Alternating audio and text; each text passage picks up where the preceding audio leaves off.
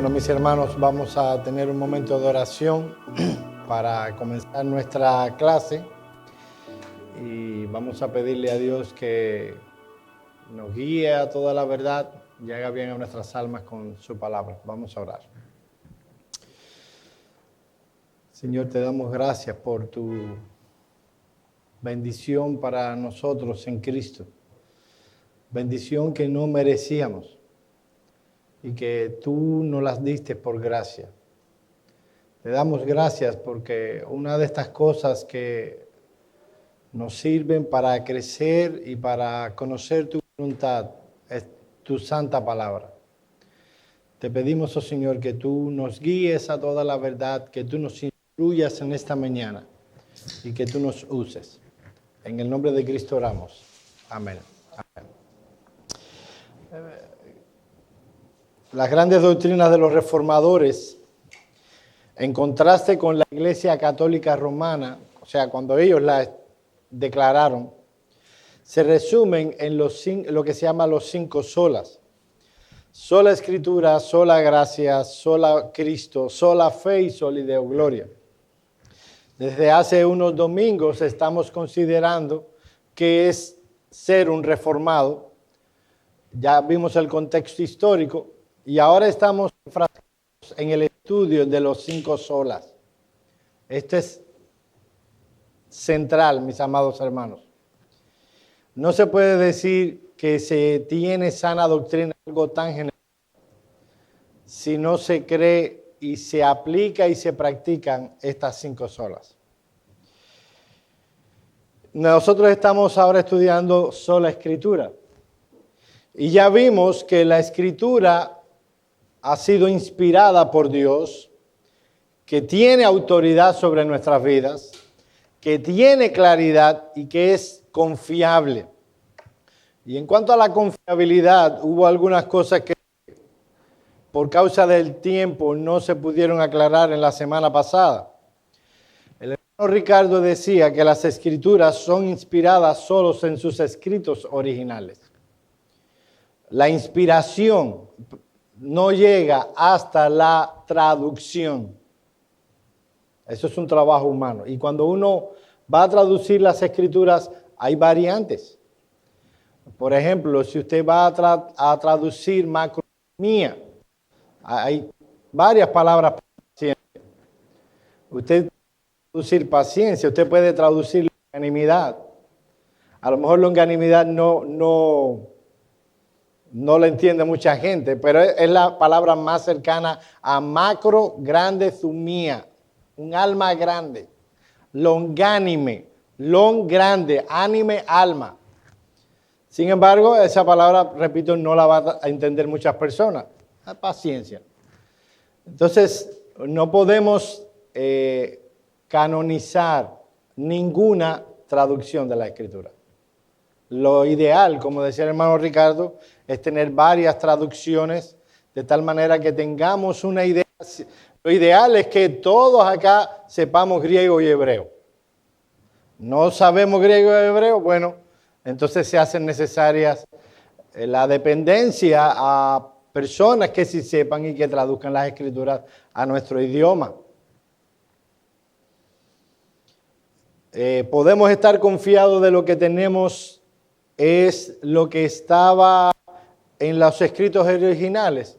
Cuando vemos la evidencia escrituraria, podemos decir que podemos confiar un 99.9 en lo que tenemos. Aún los escépticos, cuando ven la evidencia de los manuscritos que tenemos, tanto del Antiguo como del Nuevo Testamento, aún los escépticos dicen, no, la Escritura es oigan esto como se dice, la Escritura es de los escritos antiguos el más confiable de todos.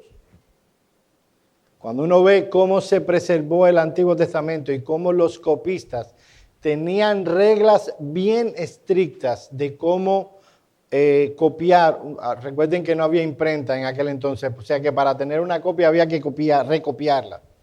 Ellos contaban cada línea el número de letras que cabían.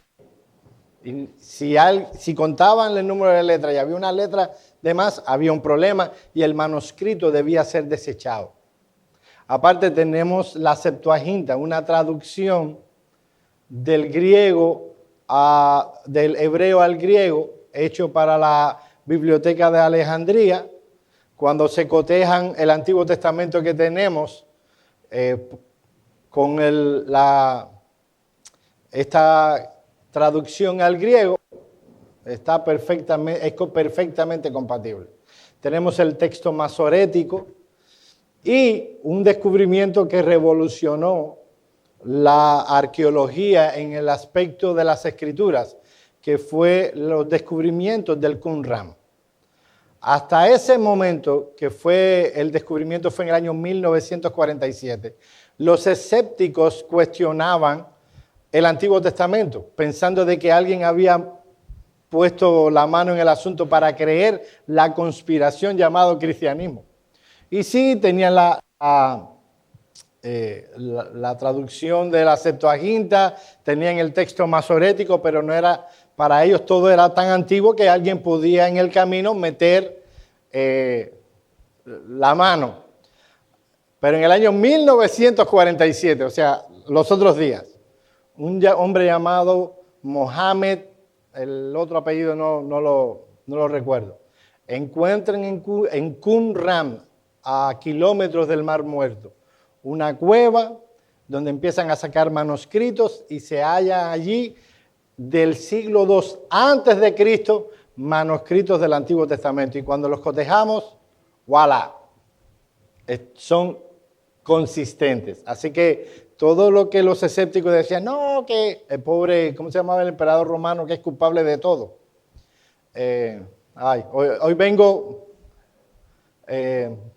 No Nerón, Constantino. Una cosa de Constantino para inventar lo que llamamos cristianismo. Con el Nuevo Testamento es mucho más fácil. Tenemos 1000 copias del Nuevo Testamento, manuscritos del Nuevo Testamento. Algunos tan cercanos como el año 125. Sepan ustedes que el canon del Nuevo Testamento se cerró en el año 100 y tenemos un manuscrito del año 125, el manuscrito John Ryland, 25 años después del Evangelio de Juan. Tenemos los manuscritos del Códice Sinaítico de los años 300, sumamente bueno. Confirma gran parte del Nuevo Testamento. Ese código sinaítico se descubrió en el siglo XIX. Estuvo gran parte de la historia hasta el 1930 en manos de la Unión Soviética. Obviamente no muy amigo de las Escrituras. Y como a ellos no les interesaba, se lo vendieron al Museo Británico por 100,000 libras esterlinas. Sumamente, porque se habló el domingo pasado del código sinaítico, muy bueno, antiguo, muy legible y confirma la mayor parte del Nuevo Testamento. Tenemos 5,000 manuscritos a nuestra disposición en texto griego, porque tenemos 26,000 manuscritos en copto. Es una traducción a lo que se llama, el copto es como el arameo de Siria. Eso fue una traducción hecha en el año 150 después de Cristo. O sea, si se cerró el canon en el 100 y tenemos 50 años una traducción, la pregunta es, ¿qué tan viejo fue la copia donde se sacó la traducción?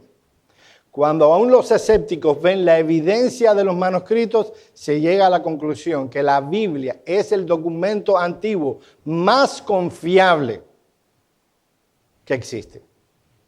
¿Podemos estar tranquilos de que lo que tenemos en nuestras manos es la Escritura? Podemos estar muy tranquilos. Podemos dormir con una gran almohada recostada. No ponga la Biblia porque le puede dar problemas en la cervical. Pero hoy no vamos a hablar de eso, solo era para aclarar algunos puntos de lo que se dijo el domingo pasado, que por cuestiones de tiempo no pudimos hacerlo, porque en la mañana de hoy vamos a hablar de un tema sumamente importante. Mis amados hermanos, si la Escritura fue inspirada por Dios, si la Escritura tiene autoridad sobre nuestras vidas, si es clara y confiable, entonces la Escritura es suficiente para nosotros. Dice Martín Lutero, espérense, a ver.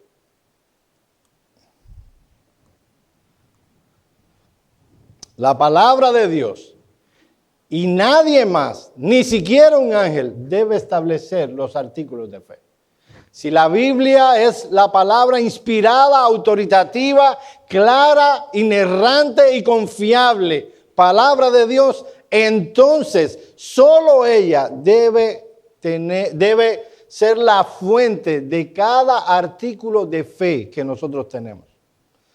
La convicción de los reformadores cuando dijeron sola Escritura es que una vez que el canon de la Escritura fue cerrado, una vez y para siempre, entonces no debemos esperar nuevas revelaciones, sino que todo lo que necesitamos como creyentes y como iglesia para vivir una vida bienaventurada y que glorifique a Dios se halla en las Sagradas Escrituras. Miren lo que dice la Confesión de Ginebra. Para el gobierno de nuestra fe y religión, deseamos seguir solo la Escritura, sin mezclar con ella ninguna otra cosa que pueda ser fabricada por la interpretación de los hombres, aparte de la palabra de Dios. Y no pretendemos recibir ninguna otra doctrina para nuestro gobierno espiritual que la que no esté enseñada en la misma palabra, sin adición o reducción, según el mandato de nuestro Señor. Y a eso decimos amén. En estos últimos años, tristemente, la confianza del creyente en la Escritura y ese lugar preponderante que debe tener en la vida del cristiano se ha visto profundamente afectado por un peligro sutil y maligno. Esta vez no se trata, como en el siglo XIX, de la negación abierta a su veracidad o a su origen divino, a su inerrancia. El peligro o el ataque va dirigido contra la suficiencia de las Escrituras. Ese es el peligro contra el que estamos luchando en nuestros días. La suficiencia de la Escritura trata o revela la voluntad de Dios para las más profundas necesidades del alma humana. Y es el instrumento adecuado para que una iglesia sepa cómo debe conducirse ante Dios y cómo conducirse en cuanto a su ministerio. Muchos creyentes de nuestros días aceptan la doctrina de la inspiración plenaria y verbal, aceptan la inerrancia de las Escrituras, pero cuestionan si es todo lo que necesitamos como iglesia para mover hacia adelante a la iglesia en cuanto al ministerio cristiano. Y cada vez es mayor, oigan esto, mis amados hermanos, cada vez es mayor el número de elementos extrabíblicos que están siendo introducidos en el ministerio de la iglesia y en la adoración. Este ataque frontal contra la suficiencia de la palabra de Dios, mis amados hermanos, no debe ser tomado con ligereza. Probablemente muchos de ustedes vienen de iglesia que hacían cosas extrabíblicas en la adoración y su ministerio y a ustedes no les molestaban. Y a lo mejor cuando miran hacia atrás, no es eso lo que más les incomoda de la iglesia donde vienen. Sin embargo, este es un tema que no debe ser tomado con ligereza. Si descuidamos el estudio y proclamación de la palabra de Dios, y si sustituimos la leche espiritual no adulterada por agua, que en la mayoría de los casos viene contaminada, necesariamente cosecharemos terribles resultados en nosotros mismos y en la salud espiritual de las personas a quienes se ministra.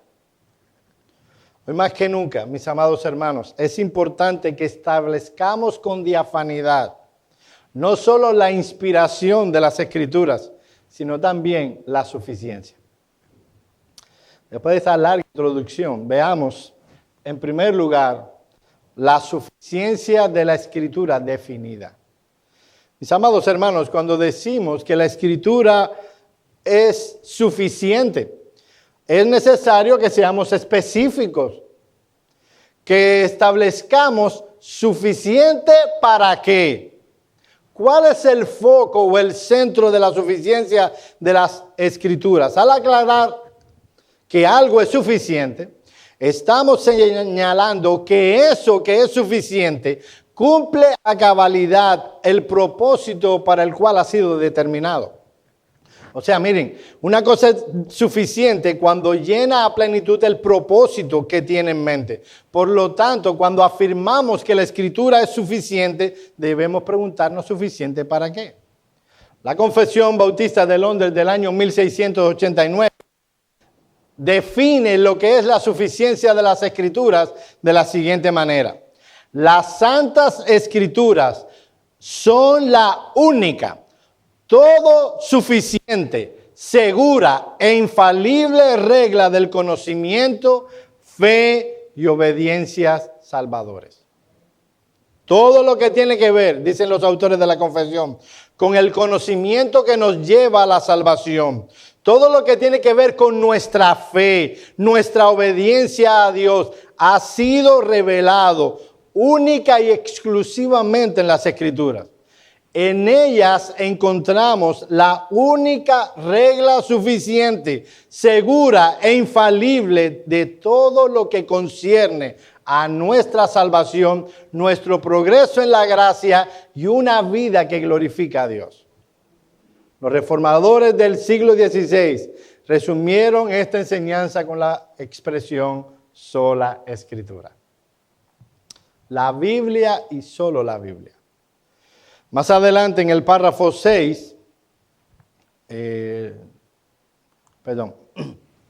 más adelante en el párrafo 6, dicen los autores de la confesión, oigan esto, todo el consejo de Dios tocante a todas las cosas necesarias para su propia gloria, la salvación, la fe y la vida, está expresamente expuesto o implícitamente revelado en las Escrituras.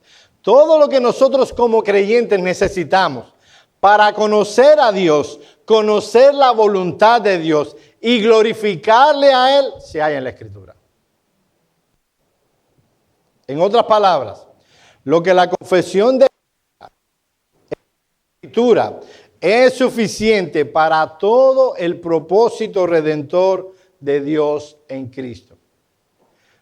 Dicho en breves palabras, mis amados hermanos, usted lo que necesita, lo que es suficiente para conocer a Dios, crecer en gracia y glorificarle a Él, está en la palabra de Dios. Definen o ellos describen que eso está expresamente o implícitamente expuesto. O sea, no todo está en preposiciones sistemáticas. Nos gustaría que la Escritura fuera una teología sistemática. No, no es una teología sistemática. Y eso es lo que lo hace más rico todavía. Todo lo que usted necesita para saber la voluntad de Dios está en la palabra de Dios. Y Dios no dará nuevas revelaciones. No dará, o sea, todo el que dice, no, que Dios me reveló algo nuevo, está fuera totalmente del cristianismo. Déjenme decirlo, hay personas que con buena intención creen en eso. No los vamos a llamar herejes.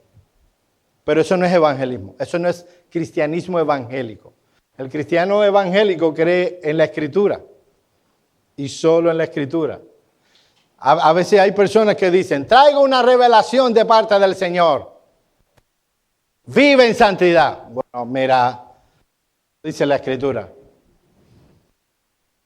Es más fácil darle el crédito a la Escritura y decir, miren, la palabra de Dios dice, sed santo porque yo soy santo. Pero muchas veces lo que se quiere es como dar la impresión de que yo tengo una conexión directa con Dios. Yo tengo un teléfono que va directo y Él me habla a mí y eso ustedes no lo tienen. Y por eso se endiosan a las personas, se ponen a esas personas en un lugar diferente. Ahora sí. Miren lo que dice Robert Martin. Déjenme adelantar una cosa. Hay una doctrina que los bautistas creyeron, defendieron hasta los años, por lo menos en Cuba, hasta los años 80 del siglo pasado, del siglo XX. Yo crecí y nací en una iglesia bautista. Y yo recuerdo como si fuera constantemente a esos santos hombres del pasado diciendo, la Biblia es la única regla de fe y de práctica. La Biblia es la única regla de fe y de práctica. La Biblia es la única regla de fe y de práctica. En el contexto bautista donde yo vengo, a partir de los 90, empezaron a venir mexicanos. No es culpa de los mexicanos. Es culpa de los evangélicos bautistas que empezaron ahí y empezaron a llevar payasos, malabaristas. Y fue interesante ver cómo en esa convención, en la medida en que esas cosas fueron introducidas en la vida y ministerio de la iglesia, cada vez menos se oyó la Escritura es la única regla de fe y de práctica. ¿Saben por qué? Porque lo que debió haber pasado cuando viene, mira, hay un ministerio de payasos o de mimos. Entonces veían, no sé si saben lo que son mimos. Se empezó a acostumbrar que ponían una música y una persona empezaba a hacer movimientos representando, una o varias personas hacían movimientos representando lo que esa canción estaba diciendo. En el culto de adoración, completamente fuera de lo que es la adoración. Y la pregunta no es cuánto eso va a emocionar a las personas que vienen. La pregunta que debieron haberse hecho esos hombres es, ¿está eso en la Biblia? No, Joel, pero en aquel entonces no había mimos. Créeme que sí oía. Esa doctrina que creyeron los bautistas por más de 200 años se llamó el principio regulativo de la adoración. Solo hago en el culto de adoración aquello que Dios ha mandado en su palabra. Dice Robert Martin, un conocido bautista que murió hace pocos años. Estamos acostumbrados a mirar el principio regulativo como teniendo que ver solamente con la adoración, pero debemos quitarnos esa idea. Es verdad que el principio regulativo se aplica a la adoración, pero es solamente una aplicación del principio regulativo. La Biblia es suficiente para enseñarnos cómo vivir como esposas, cómo criar a nuestros hijos, es suficiente para enseñarnos cómo ser santos en lo que sea. La Escritura es suficiente para regular nuestras vidas. Necesitamos comenzar a pensar en el principio regulativo en estos términos. La Biblia no pretende ser una guía completa de astronomía, geología, nutrición, guerra, mecánica, negocios, historia, medicina, oratoria, deportes, política, temas. No, cuando hablamos de la suficiencia, no estamos diciendo que si usted es mecánico, vaya a la Escritura ahí que le van a enseñar cómo arreglar una transmisión. No es suficiente para eso. Vamos a poner un ejemplo. Supongamos que hay un médico cristiano, que aparte de todas sus responsabilidades como médico, este es un hombre casado, tiene 3 hijos que está criando. La palabra de Dios no le va a enseñar a este hombre a cómo llegar a un diagnóstico certero de... ¿Cómo se llama la enfermedad que yo tengo? La diabetes mellitus. No lo va a encontrar en la Escritura. ¿Por qué? ¿Por qué un médico no va a encontrar cómo llegar a un diagnóstico certero cuando viene un paciente acerca de la diabetes? ¿Por qué? Correcto, no es un libro de medicina. Para eso la Escritura no es suficiente. Pero todo lo que este hombre necesita para ser salvo, glorificar a Dios, vivir una vida bienaventurada como médico delante de su empleador, como padre, como esposo, como miembro de un ciudadano de un país, él lo puede encontrar en las Sagradas Escrituras. Todo lo que necesita en ese sentido está allí y la Escritura para eso es suficiente. Si un médico se pregunta, ¿cómo yo vencer la ansiedad y la depresión? No necesita ir al psicólogo, necesita ir a las Escrituras para que le diga cuál es el problema con su depresión. La suficiencia de la Escritura se limita al propósito que la Biblia tiene, la razón por la que ha sido revelada. Vayan conmigo, por favor, al Salmo 19, versículos 7 al 11. Salmo 19, versículos 7 al 11.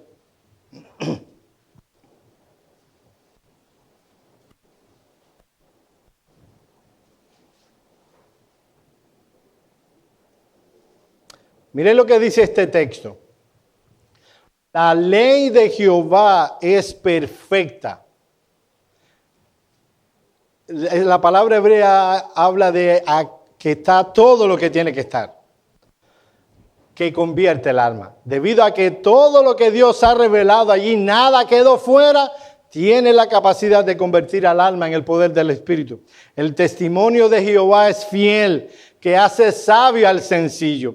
Los mandamientos de Jehová son rectos, que alegran el corazón. El precepto de Jehová es puro, que alumbra los ojos. El temor de Jehová es limpio, que permanece para siempre. Los juicios de Jehová son verdad, todos justos. Deseables son más que el oro y más que mucho oro afinado, y dulce más que la miel y que la que destila del panal. Tu siervo es además amonestado con ellos. En guardarlos hay grande galardón. Debido a que la actividad humana debe apuntar a la gloria de Dios, la Biblia es una guía suficiente para complacer a Dios con nuestra conducta en todas las facetas de la vida. Miren lo que dice primero a los Corintios 10:31. Si pues coméis o bebéis o hacéis otra cosa, hacedlo todo para la gloria de Dios. ¿Qué es más cotidiano que comer y beber? Nada hay más cotidiano que eso. Aún eso, dice Pablo, debe ser hecho para la gloria de Dios. Colosenses 3:17. Y todo lo que hacéis, sea de palabra o de hecho, hacedlo todo en el nombre del Señor Jesús, dando gracias a Dios por medio de Él. Todo lo que hacemos debe hacerse para la gloria de Dios. Déjenme decirlo de esta manera. Alguien ve una declaración como esa y es cristiana, esa persona, ¿y qué debe decir? Amén. Sí, amén. Entonces, vivo como entiendo y digo, esto es para tu gloria. No. Vivir para la gloria de Dios significa que yo vivo a los términos que Él ha impuesto o que Él ha dispuesto en su palabra. Le hablé de los mimos. Mucha gente se paraban a hacer mimos y decían, esto lo hacemos para la gloria de Dios. No, mis amados hermanos, solo es glorioso a los ojos de Dios lo que Él ha mandado. Después de Adán, todo el que nace hijo de Adán, ¿qué cosa es? Alto. Un pecador. ¿Puede a un pecador salirle una idea tan maravillosa que Dios se diga, wow, ni por la mente que eso pudiera ser bueno? ¿Saben por qué estamos introduciendo cosas en el ministerio cristiano? Pensamos en nuestro interior, que tenemos mejores ideas que Dios. Pensamos en nuestro interior, no lo decimos, pero pensamos que podemos ayudar a Dios. ¿Qué fue lo que Dios inventó en la adoración para edificar a los santos? Bueno, inventó a un hombre para explicando y aplicando la palabra de Dios a un predicador. Y decimos, mira, Señor, no lo decimos así, pero es lo que nuestros hechos dicen. De un hombre de nuestros días hablando, eso a la gente no le llama la atención. No, como que ya a la gente les aburre eso. ¿Por qué no hacemos otra cosa? Una obra de teatro. Eso sí es interesante, mi hermano. De verdad, yo conocí en Cuba a una iglesia que estuvo pensando si crucificar a una persona de verdad. De verdad, lo estuvieron analizando. Nadie tuvo el valor de hacer el papel de Jesús. De verdad, lo estuvieron pensando. Tengo un amigo que hizo de papel de Jesús, algo que para mí está fuera, que lo amarraron aquí, lo bajaron desmayado, porque estuvo lo que duró la obra ahí, lo amarraron por aquí. Todo por impactar a la gente.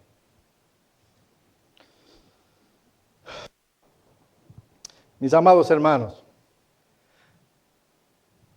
¿habría algo bueno, edificante para la iglesia, para su crecimiento, para que pudieran tener un ministerio eficaz en cualquier época que a Dios se le pasó?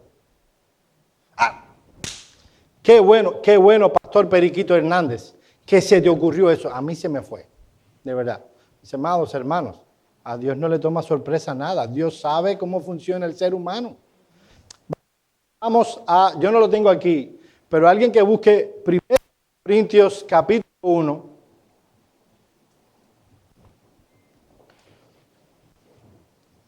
Yo no sé ni dónde tengo mi celular.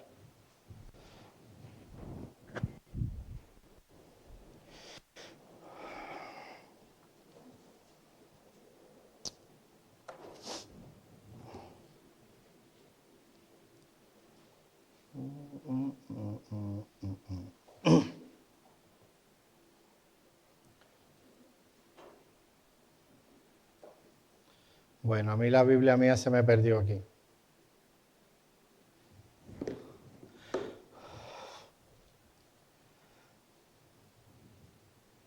Miren a partir del versículo 18. Yo voy a tratar de hacer esta lectura, no está presupuestada, o sea, no está aquí, pero creo que es importante para que entiendan el punto.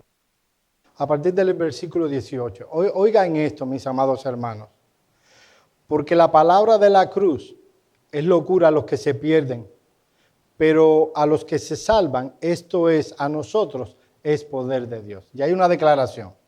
Cuando hablamos el evangelio, cuando hablamos la palabra de cruz, el que se pierde, para él, ¿qué cosa es el evangelio? Locura. Literalmente en griego, una total y completa tontería. ¿No es así? Cuando añadimos cosas al culto, lo que queremos es que no parezca tan tonto. Mis amados hermanos, para el impío, el evangelio es una tontería.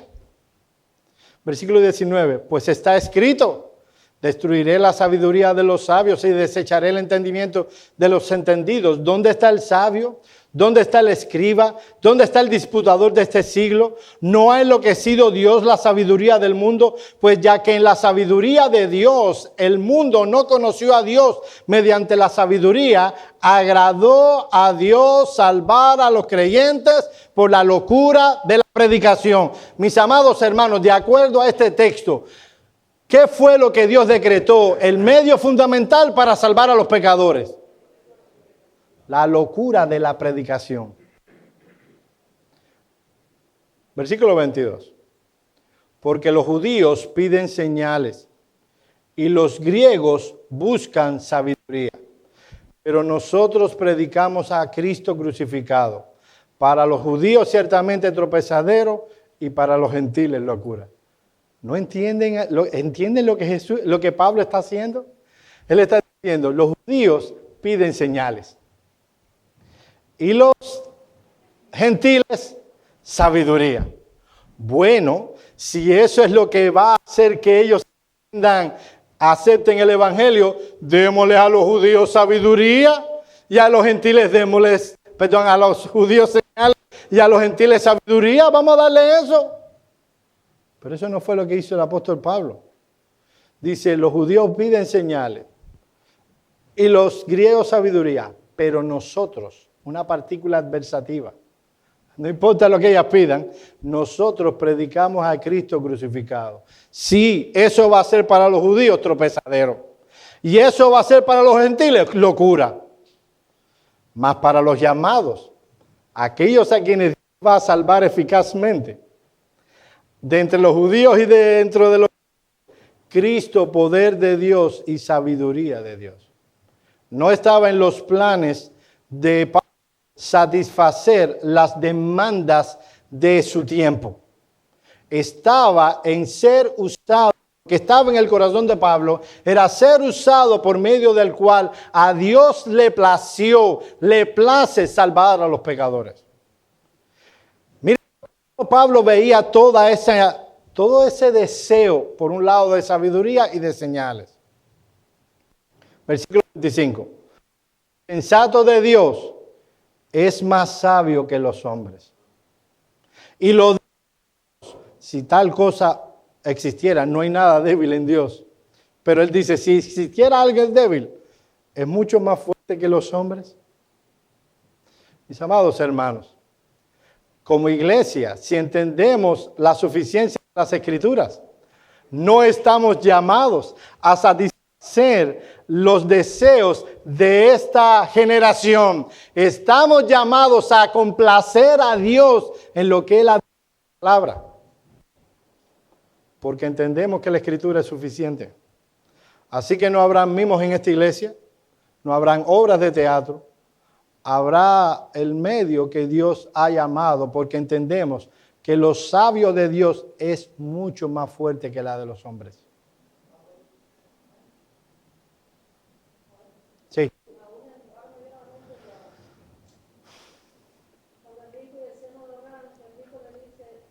Voy para allá. Habiendo visto la suficiencia de las Escrituras definidas, veamos la suficiencia de la Escritura aclarada. Debemos aclarar que cuando hablamos de la suficiencia de la Escritura, no con esto estamos excluyendo el uso de ayuda en la iglesia, tales como el ministerio, libros, credos, confesiones. Estos no deben ser rechazados, sino acogidos como medio Santo usa para edificar al cuerpo. Miren este texto. Efesios 4, 11 al 13. Él mismo, él quien es Cristo, constituyó a unos apóstoles, a otros profetas, a otros evangelistas, a otros pastores y maestros, a fin de perfeccionar a los santos para la obra del ministerio, para la edificación del cuerpo de Cristo, hasta que todos lleguemos a de la fe y del conocimiento del Hijo de Dios, a un varón perfecto, a la medida de la estatura de la plenitud de Cristo. Amén. Cristo mismo fue el que dio pastores, maestros, evangelistas, para edificar y perfeccionar a la iglesia por medio de ellos, siempre y cuando se apeguen a la Escritura. La utilidad de maestros, predicadores, confesiones, credos, está en que se mantengan apegados a la Escritura, que es suficiente. Los maestros eficientes, usados por el Espíritu Santo, son aquellos que están subordinados a la Escritura. Mis amados hermanos, una declaración de estoy subordinado a la Escritura es hermosa. Todo cristiano lo dice, debe decirlo. La evidencia está en cómo vivimos. No es lo que decimos, sino cómo vivimos. Vivimos subordinados a la Escritura como ministerio. Estamos subordinados a la Escritura. Estamos buscando en la palabra de Dios lo que debemos hacer en la iglesia. Y si no está en la Escritura, no lo hacemos. El vilipendiado Juan Calvino. Toda nuestra sabiduría está contenida en la Escritura. Y ni nosotros, ni los maestros debemos aprender, ni los maestros extraer sus instrucciones de ninguna otra fuente. Eso no significa que no tengamos comentarios, libros, siempre y cuando estén apegados a la Escritura. El principio de sola Escritura, por sí solo, bien entendido, no significa que la iglesia opere únicamente con la Biblia sin hacer referencia a la enseñanza sobre la Biblia o acerca de la Biblia. Más bien, de la sola Escritura significa que solo la Biblia es la fuente autoritaria de cada enseñanza. Este punto debe ser enfatizado especialmente en que enfatiza el individualismo radical y la libertad personal. Miren lo que dice este conocido teólogo reformado. Debemos evitar adoptar una mentalidad individualista que se enorgullezca de lo que pienso en lugar de escuchar al pasado. Para hacer eso, debemos reconocer que Escritura no significa solo yo. Aquellos que se niegan a aprender de otros, siguiendo dictados, no es lo que yo veo en la Biblia. Bien, perfecto. Yo le decía a unos hermanos ayer que debemos estudiar la Escritura y luego compararla con lo que otros han enseñado. Y si otros están de acuerdo en un punto y mi idea está diferente del punto que los demás tienen, ¿quién es que está equivocado? Debemos tener la humildad para decir, soy yo el que debo estar equivocado. No puede ser que todo el mundo vea eso en el texto y yo vea otra cosa. Mis amados hermanos, esto presupone que nosotros no inventamos el cristianismo. Cuando alguien introduce en la iglesia elementos que Dios no ha mandado, tiene la idea de que ellos están inventando el cristianismo. Nosotros no lo inventamos.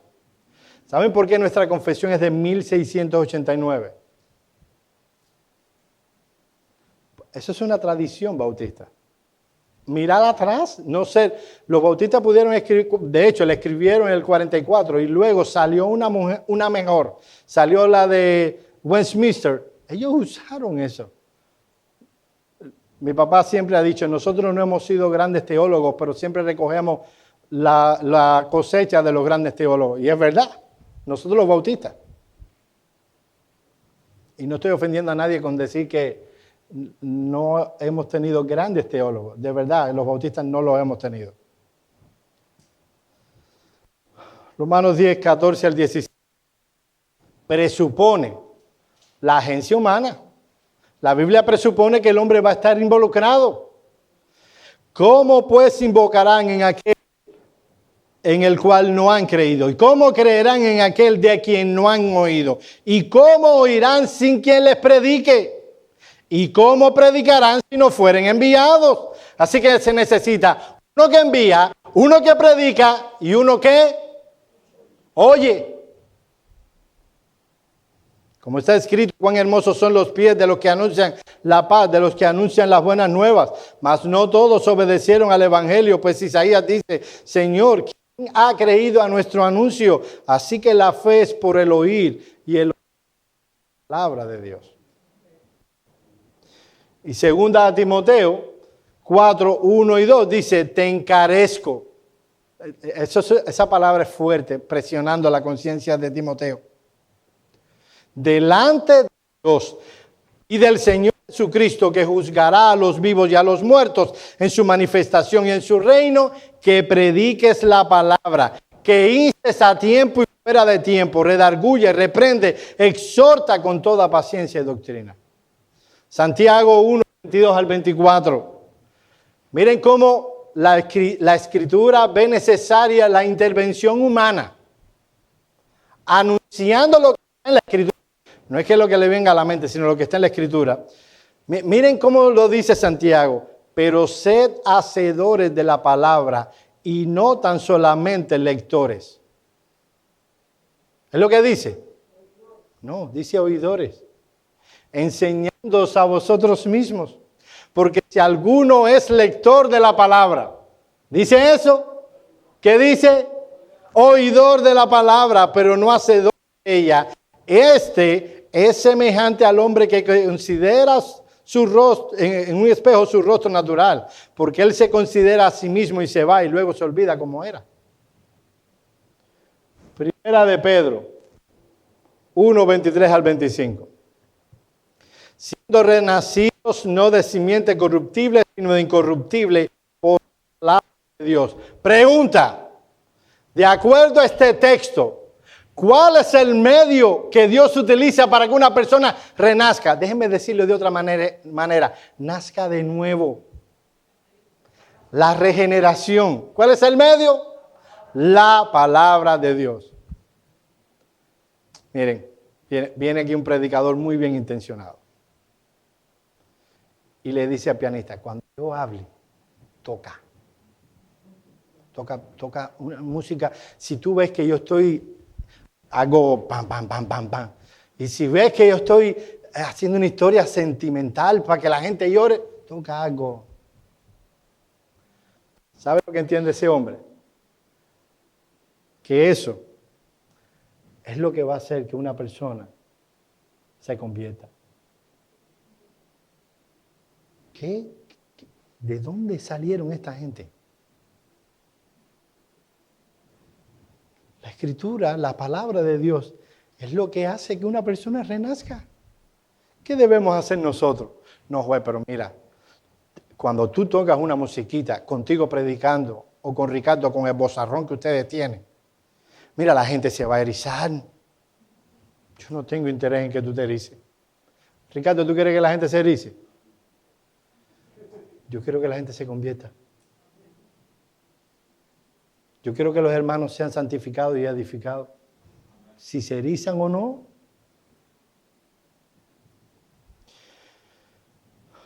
Siendo renacidos no de simiente corruptible, sino de incorruptible, palabra de Dios que vive y permanece para toda carne es como hierba y toda gloria como flor de la hierba. La hierba se seca y la flor se cae, mas la palabra del Señor permanece para siempre.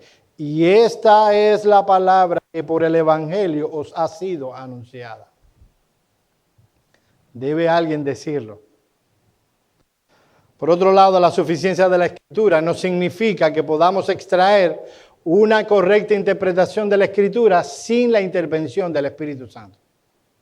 El Espíritu Santo fue quien inspiró la palabra del Señor y es ella la que debe iluminar a un creyente para llegar a las conclusiones correctas. A ver si lo puse. Bueno. No lo puse. A ver. Sí. Dice la Confesión del Hombre de 1989. Sin embargo, reconocemos que la iluminación interna del Espíritu de Dios es necesaria para un entendimiento salvador de aquellas cosas que están reveladas en la palabra.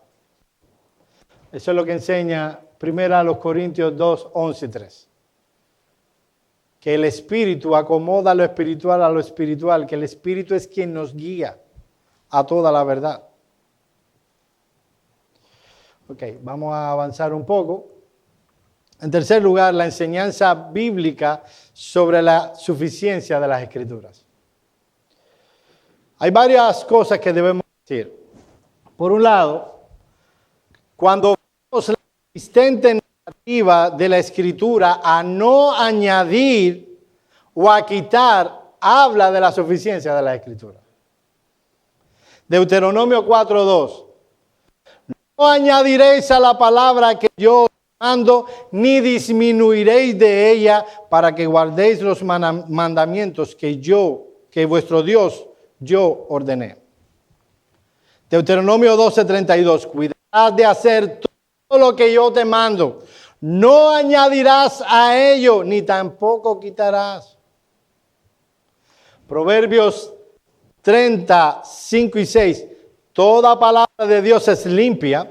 Él es escudo a los que en Él esperan. No añadas a sus palabras para que no te reprenda y seas hallado mentiroso.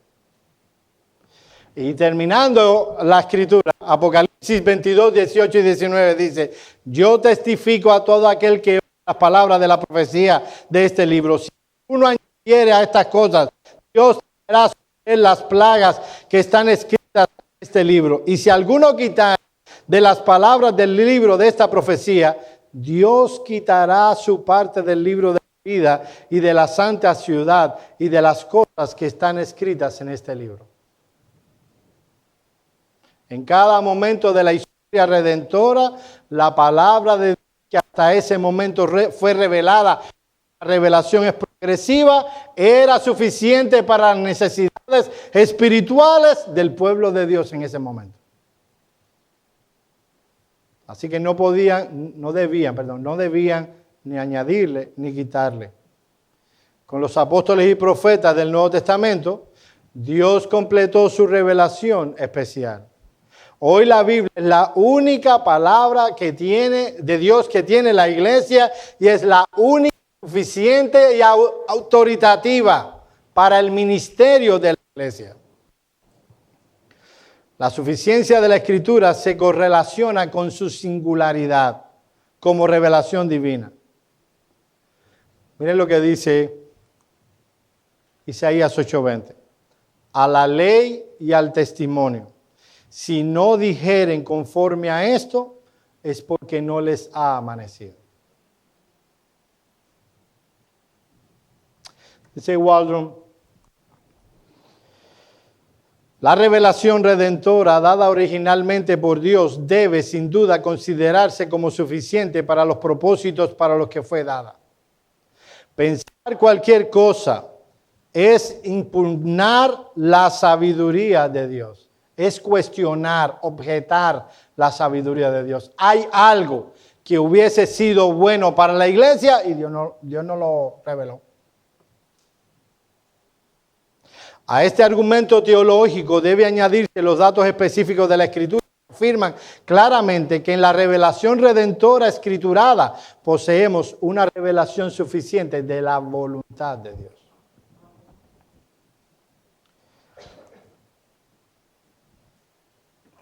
La Biblia da testimonio de la plenitud de su revelación. Mira lo que dice Miqueas 6:8. Oh hombre, Él te ha declarado lo que es bueno. ¿Y qué pide de ti? Solamente hacer justicia y amar misericordia y humillarte ante tu Dios. Él ha declarado lo que es bueno.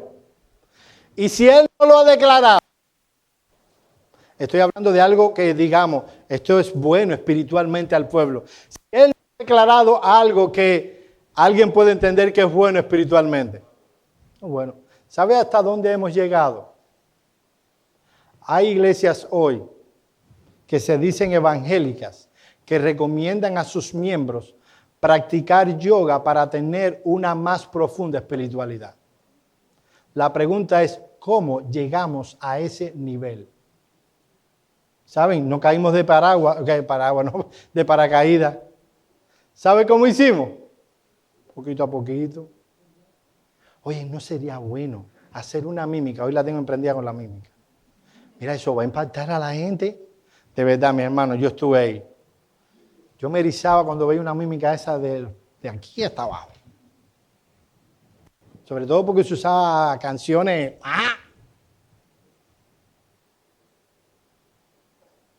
Empezamos poquito a poquito. Poquito a poquito. No, mira eso. Se cuestiona la suficiencia sin cuestionarla. No, eso no es así del todo. No hay un rango que podemos inventar un poquito. No es, eso es demasiado extremista.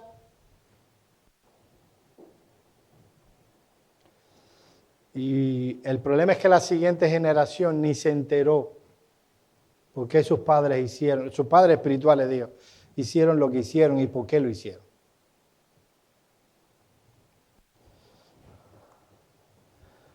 Lucas 16, 27 al 21. Esa es la historia de... Está el rico debatiendo con Abraham, es una parábola, preocupado porque su familia probablemente iba a ir al infierno también. Y este hombre le dice, entonces le dijo el rico, te ruego pues, padre Abraham, que envíes a Lázaro a la casa de mi padre, porque tengo 5 hermanos para que les testifique, a fin de que no vengan ellos también a este lugar a dormir. ¿Se imagina el asunto? Que de pronto Lázaro, ya muerto, todo el mundo sabía que lo enterraron, de pronto se aparezca ante la familia. Volví del infierno, del cielo. ¿Imaginan, humanamente hablando, el impacto?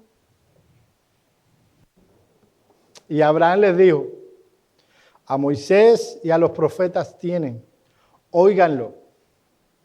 Él entonces dijo, no, padre Abraham, si alguno fuere de ellos de entre los muertos se arrepentirán. Mas Abraham le dijo, si no oyen a Moisés y a los profetas, tampoco se persuadirán a levantar de los muertos. Pregunta. ¿No han visto esos testimonios en YouTube de gente que volvieron del infierno? ¿Saben cuál, o del cielo? ¿Saben cuáles son los libros más vendidos, o algunos de ellos, los que tienen que ver con ellos? Todos los que dicen que vinieron del más allá y escribieron un libro se hicieron millonarios. Sí, era eso. Ok, se hicieron millonarios. Y vemos gente dando testimonio. Yo fui al infierno.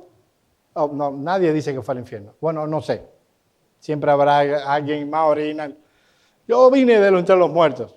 Arrepiéntete. Yo tuve la oportunidad, porque hasta son ridículos. Perdónenme el que vea este video si diga, qué ofensivo.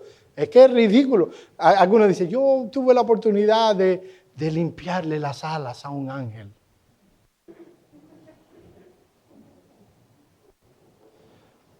Y ahí está la gente emocionada. Y mis hermanos, esto lo dijo Jesús hace 2000 años. Si no oyen a Moisés y a los profetas, tampoco se van a persuadir, aunque algunos se levantare de los muertos. Sí, mis amados hermanos, el método de Dios es más lento.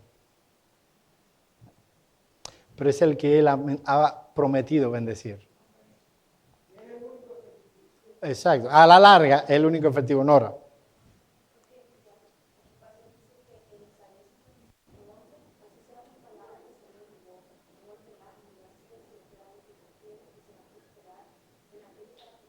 Ahí está, el texto de Isaías 57, dice, la palabra que yo mando no volverá vacía. Ella regresará para el fin que fue enviada. A algunos esa palabra servirá de condenación y de endurecimiento de corazón. Dios se la envió para eso. Oye, qué severo. Dios envía palabra para que se endurezca su corazón. Sí, vaya a 2 Tesalonicenses, que usted verá ahí que dice que Dios enviará un espíritu de mentira para que las personas crean a ese espíritu de mentira y no le resplandezca la luz del evangelio. Una generación que ha apartado a Dios, Dios puede decir, así, pues te vas para el infierno de verdad. Toma, cree la mentira. ¿Alguien me levantó por aquí?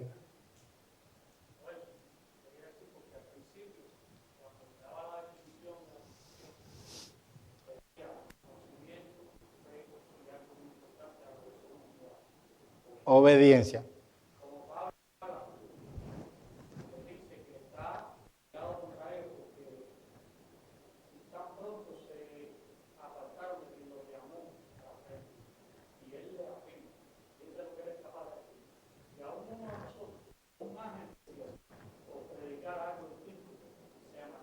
Claro. Mis amados hermanos, cuando ustedes vean que nosotros decimos, vamos a hacer esto como iglesia, porque esto va a traer bendición a la iglesia, lo que ustedes deben esperar es que yo les enseñe el capítulo y el versículo y el libro. Y si yo traigo la idea, una idea fantástica que salió de mi ideota, de mi cabezota, y todos ustedes dicen, qué buena idea tiene el pastor, Dios se ha apartado de este lugar.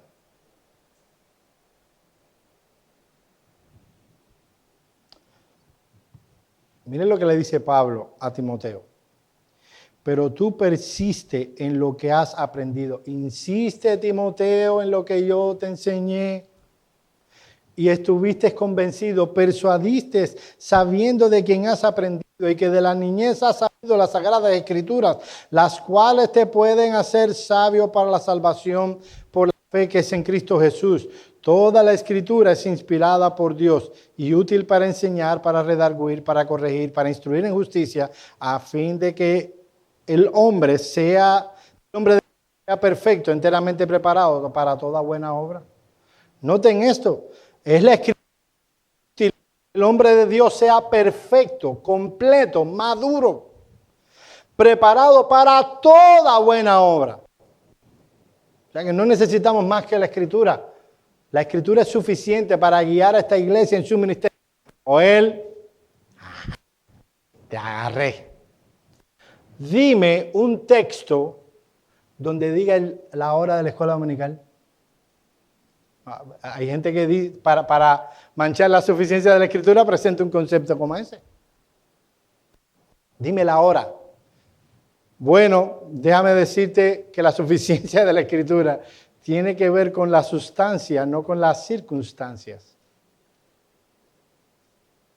Las circunstancias deben ser analizadas de acuerdo a la providencia cristiana y a la sabiduría. O sea, obviamente no vamos a poner el culto a las 5 de la mañana. No es sabio. Si yo dijera a partir del domingo que viene, la dominical a las 5 de la mañana, todos deberíamos estar a esa hora ahí. Pero obviamente la pregunta ¿es sabio eso? No, las circunstancias deben ser regidas de acuerdo al lugar y a las personas que están. Ahora, la sustancia, la esencia de lo que debemos hacer en la iglesia y como iglesia, eso tiene que estar en la escritura. El término útil significa en griego beneficioso, ventajoso, apropiado para un fin. Todo lo que es apropiado, beneficioso para la iglesia se encuentra en la escritura. Una cita de John Murray, y voy a dar 5 minutos si alguien tiene alguna pregunta. Dice John Murray, si la escritura es la revelación inscrita del evangelio, de la mente y voluntad de Dios, si es la única revelación de ese carácter que poseemos, entonces es esta revelación en toda su plenitud, riqueza, sabiduría y poder que debe ser aplicada al hombre en cualquier situación religiosa, moral, mental que se encuentre. No hemos estimado. Oye esto, él va a explicar por qué hay personas en el ministerio de la iglesia. Es porque no hemos estimado y valorado la perfección de la escritura y su finalidad, que hemos requerido a otras técnicas, expedientes y métodos de tratar con el dilema que nos confronta a todos si estamos vivos a las necesidades en esta hora. ¿Qué es lo que está diciendo Murray? Lo que está diciendo es que hay personas que están enamoradas, por un lado, de la tradición y su herencia religiosa. Y por el otro, hay enamorados de la... Pero ambos extremos no están apreciando la suficiencia de la Escritura. Mis amados hermanos, esto es importante. Vivimos en un mundo donde es difícil, en un tiempo donde es difícil encontrar una iglesia. Hay iglesias fieles, pero la estoy comparando con la gran, vasta gama del evangelicalismo de nuestros días,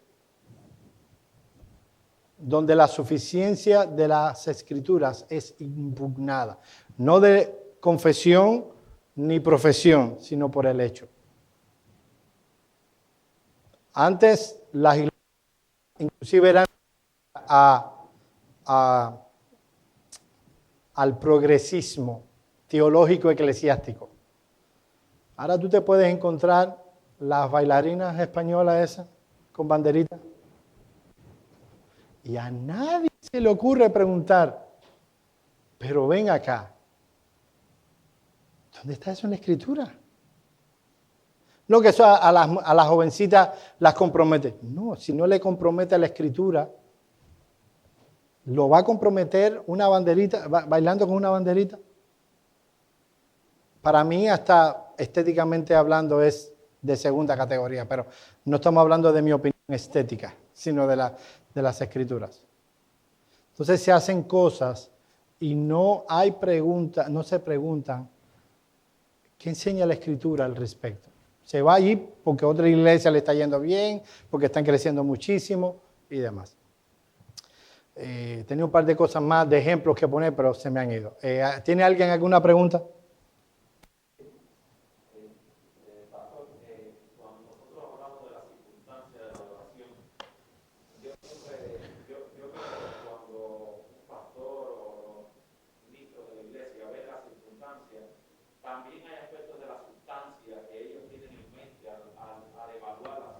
Ok. En la iglesia se debatió mucho el uso de más de un instrumento para la adoración. En la historia de la iglesia Sí. se debatió hasta la introducción del micrófono y yo leí historias. Sí, sí. Pero siempre los ministros estaban interesados en la sustancia de la adoración. O sea, por ejemplo, ¿por qué no usan más instrumentos de la adoración? Ellos se preguntaban. Eso va a ir en detrimento de una verdadera adoración. Porque la sustancia nunca debe ser disminuida por la circunstancia. El micrófono, bueno, eso va a ir a mejor, porque así la palabra va a llegar con más resonancia al último banco, etcétera, etcétera. Por eso es que yo creo que, aún en las circunstancias, por ejemplo, usted dice, no, la hora del culto a las 10 de la mañana, pero poner un culto a las 6 de la mañana va en detrimento de la sustancia también, porque la gente no va a estar. El problema de la circunstancia es que eso depende. Por ejemplo, Calvino predicaba 2 veces todos los días, y uno era a las 6 de la mañana. Y en esa época no había ningún problema en que las personas se levantaran a las 5 de la mañana y antes de ir al trabajo ir a ver a Juan Calvino. Por eso digo que las circunstancias deben ser valoradas a la luz de la sabiduría. Hay cosas que en algún momento fueron adecuadas en cuanto a las circunstancias y otras veces no lo es tanto. Lo que apoyo de este comentario que tú estás haciendo es que, mira, como dice Ricardo, hay que pensar. No vamos a tirarnos ahí rápidamente sin meditar. Es verdad, tienes toda la razón. A lo mejor un grupo de instrumentos en un lugar como este, en un local como este, lo que hace es estorbar en la adoración. Son la cantidad de instrumentos, parte de... No debe ser... tienen que ver con las circunstancias, deben ser analizados de acuerdo a dice la confesión, de acuerdo a la prudencia cristiana. Y la segunda cosa, mi hermano, cuando yo oigo la suficiencia de las escrituras, primero pienso en la iglesia, en eso que le decía del funcionamiento de la iglesia. Pero la segunda cosa pienso en mi vida, y es lo que muchas veces también leer en ámbitos privados también he conversado con hermanos. Mi hermano, cuando todos nuestros conceptos de vida deben ser graduados Correcto. de la Biblia. Y cuando la Biblia habla, nosotros debemos callarnos y debemos bajar nuestra... ¿Cómo debo criar a mis hijos? Bueno, cuando yo veo la revelación de la Escritura, yo debo criar a mis hijos conforme a la Escritura. Aunque el mundo esté gritando y los inviernos me estén gritando que los estoy traumatizando. Pero la Biblia es clara. ¿Cómo debe mi esposa vivir conmigo? Ella debe someterse a mí, aunque el mundo piense que eso es una locura, que eso es lo más absurdo del mundo. Y también pienso hasta en cosas sencillas. Yo creo que los puritanos en eso nos ayudan mucho. Cosas sencillas como declarar nuestros impuestos, como mi vida personal, como mi trato con los demás. Yo creo que ahí tenemos que llevar la suficiencia de la Escritura. Correcto. De hecho, lo que ha pasado apoyando el asunto de la crianza de los hijos, lo que está pasando con los muchachos hoy, es que en la medida que los padres se han alejado de los principios de las Escrituras, más traumados están saliendo.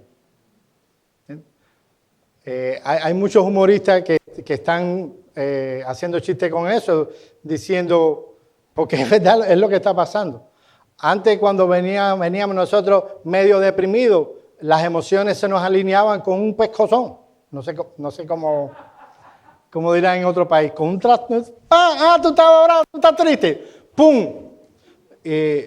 Y yo no estoy diciendo que dar con la mano sea bueno. Estoy diciendo es que había un principio que todo el mundo entendía, que el muchacho requería para ayudarle disciplina. Ah, yo no entiendo eso. Yo no espero que tú lo entiendas. Yo no espero. Pero lo que está pasando es que mientras más cómodos están los muchachos, mientras menos disciplina y amonestación tienen, más deprimidos y débiles salen. Sobre todo, ¿saben quién? Los varoncitos. Los varoncitos ya no salen siendo líderes. Hay que enseñarles a ser líderes. Salen flojos. Yo no estoy diciendo que sean amanerados. Salen mami dependientes. Cuando salen mami dependientes y ya tienen 20, 21, lo que hablábamos de esa adolescencia, no le enseñamos bien. No le enseñamos bien. Este es un muchacho que a los 18 años tiene que valerse. Él es un hombre. Y él va a cuidar a una familia. Él va a cuidar a un grupo de personas con niños. Tiene que saber hablar sin temor, porque es un hombre. Y salen así porque los hemos cuidado demasiado. Cuando digo cuidado, pónganlo entre comillas. Y déjenme decirles, yo no estoy criticando a nadie porque yo soy parte de esta generación. Yo estoy reconociendo que en la medida en que nos apartamos de la crianza bíblica, socialmente hablando, nuestra siguiente generación no ha salido mejor, ha salido peor. Y no es que nuestros padres fueran, no estoy diciendo que los jóvenes son lo peor, no. Es parte de nuestra culpa. Vamos a dejar César que... Sí.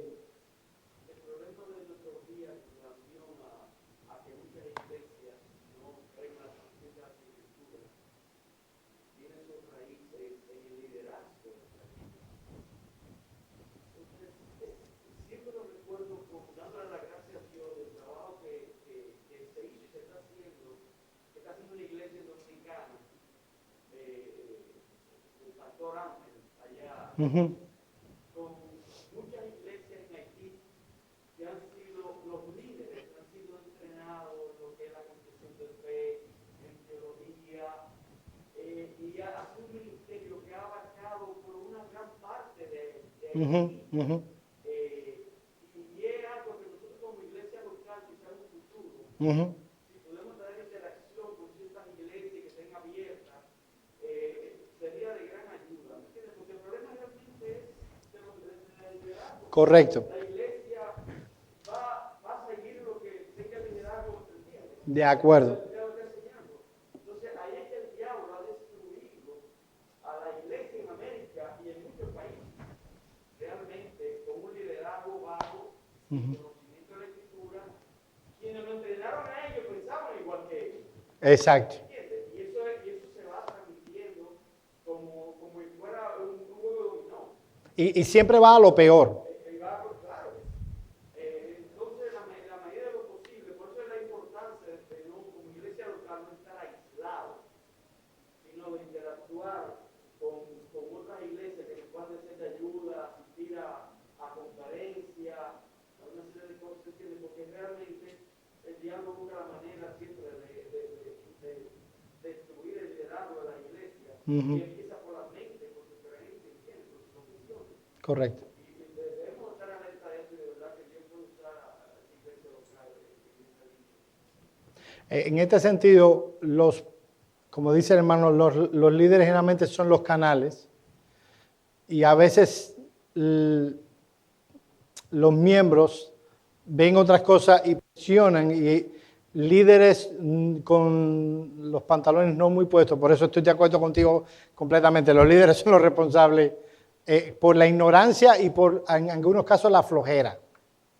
de no decir, mira, no vamos a movernos de aquí. Tienes toda la razón. Es verdad, tienes toda la razón, porque mira, a veces es que la iglesia esté llena. Bien, mi hermano. Gracias por su intervención. Sí, sí. Dale. El otro día es un testimonio rapidito. Dale. Estaba yo en la oficina y llega un señor muy deprimido, porque usted trató del asunto de la ansiedad y la depresión. Yo quiero que nuestros hermanos tengan ese balance en la. Este señor llega y me dice, mira, yo he tomado citalopram, sertralina, anastrozolana, mitriptilina, tomarina. Y él me dijo, estaban todos los psiquiatras, he sido una depresión profunda, no tengo deseo de vivir, necesito tranqué la puerta y le dije, mira, yo sé que te va a parecer raro lo que te voy a decir, pues no me conocen, pero yo creo que tú tienes un problema espiritual. No es un problema psiquiátrico lo que tú tienes. Yo no tengo ninguna pastilla más que darte, ni ninguna dosis más que cambiarte. Yo lo que creo es que tú tienes un problema espiritual. Tu depresión es espiritual. Y yo creo, mis hermanos, de verdad, con todo el equilibrio que yo quisiera que no se me interpretara mal, que siempre que uno tiene alguna depresión o alguna ansiedad, uno tiene primero, como creyente, que ir a las escrituras. Después buscamos todo lo demás, pero yo creo que las escrituras tienen mucho que decir. Hay depresiones que son consecuencias de desbalances químicos. Y no importa que yo te diga, lee el Salmo 23 todos los días por la mañana y por la tarde, tú tienes que balancearte hormonal o químicamente.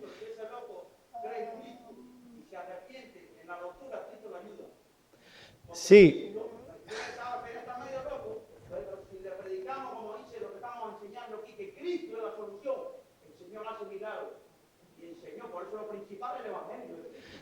Estoy de acuerdo contigo de que Cristo es la solución, pero nosotros no somos místicos en el sentido que yo creo que Dios tiene el poder para sanar cualquier enfermedad y por eso oramos.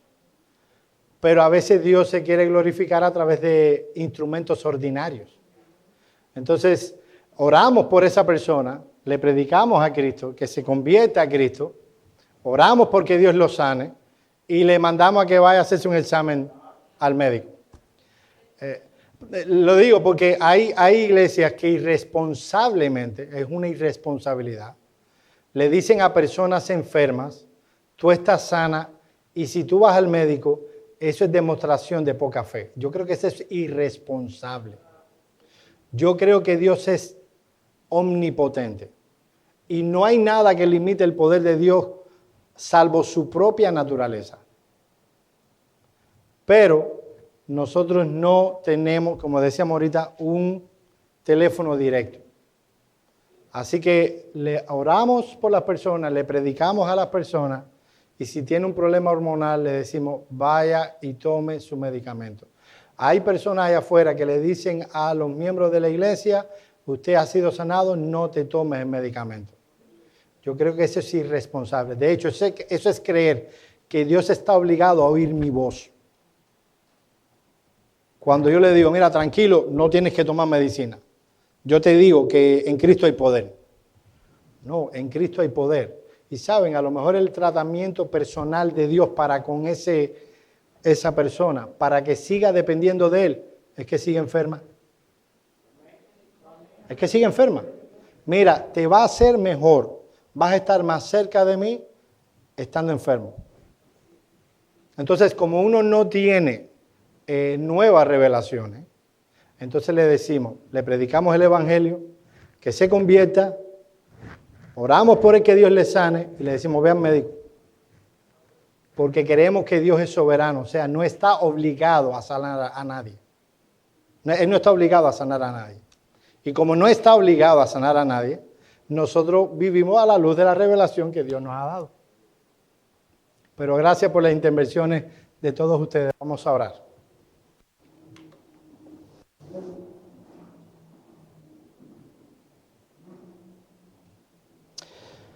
Señor, te damos gracias por tu santa y tu divina palabra. Porque, Señor, tú nos guías a través de ella a todo lo que es tu voluntad. Concédenos, oh Señor, que podamos estar sujetos siempre a tu palabra, podamos vivir vidas obedientes a tu palabra, que seamos estudiosos de tu palabra, para que tú seas glorificado en todo cuanto hacemos. Gracias, oh Señor, por tu salvación, que es en Cristo Jesús. Te pedimos ahora que podamos llevar con nosotros en nuestra mente un poco de lo que hemos oído a la hora de adorarte, para que podamos hacerlo en espíritu y en verdad. En el nombre de Cristo oramos. Amén. Amén.